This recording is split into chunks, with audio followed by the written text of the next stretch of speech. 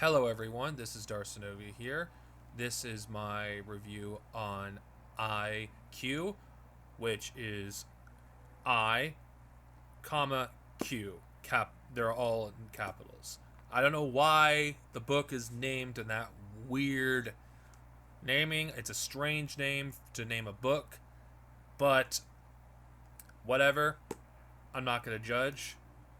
Now, as the title suggests, this novel is about Q.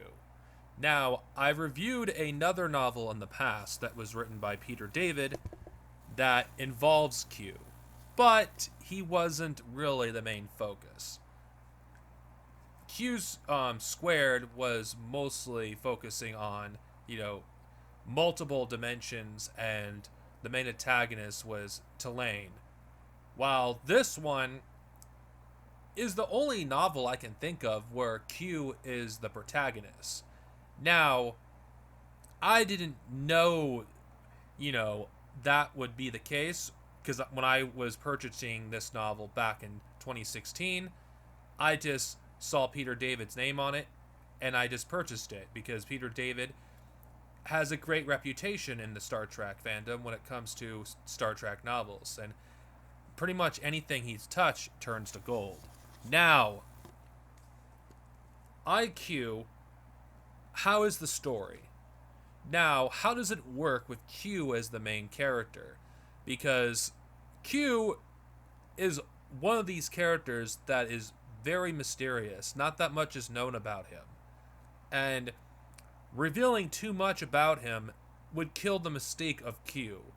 Well, despite this being non canon, it doesn't remove, the mystique of Q. And since it's co-authored by the actor who actually plays Q, you know, who understands Q better than him? I feel like, you know, we get some interesting insights on Q and how he views, humanity, the universe, etc. Now, the writing style for this book can be a turnoff for those who do not like first person writing styles where it's the character themselves that are basically narrating the story. And that's essentially what this novel is. It's essentially the story told from the perspective of Q.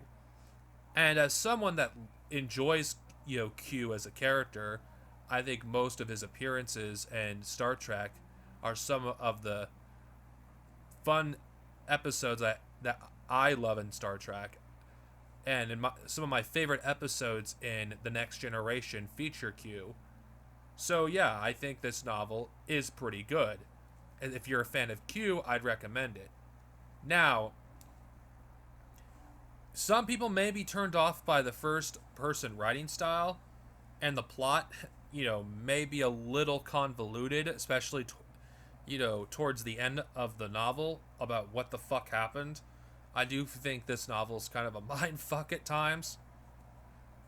But honestly, that's what got me into Star Trek to begin with. And I do think this is a pretty good story if you are interested in a Q story that isn't too long and it's a good standalone novel.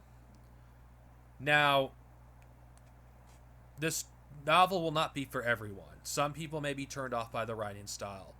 And I think Peter David's other works that I've read are superior to this novel, like Asadi and Q Square, but it's a solid read. I give this a good rating. I think it's a good book. It's entertaining. It's fun.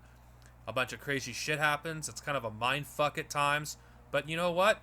Anything that involves Q is definitely going to be a mind fuck. Especially if you're doing it in novel form. And especially if you're listening to, you know, everything that he's basically saying. Especially if you're, listening to the audiobook.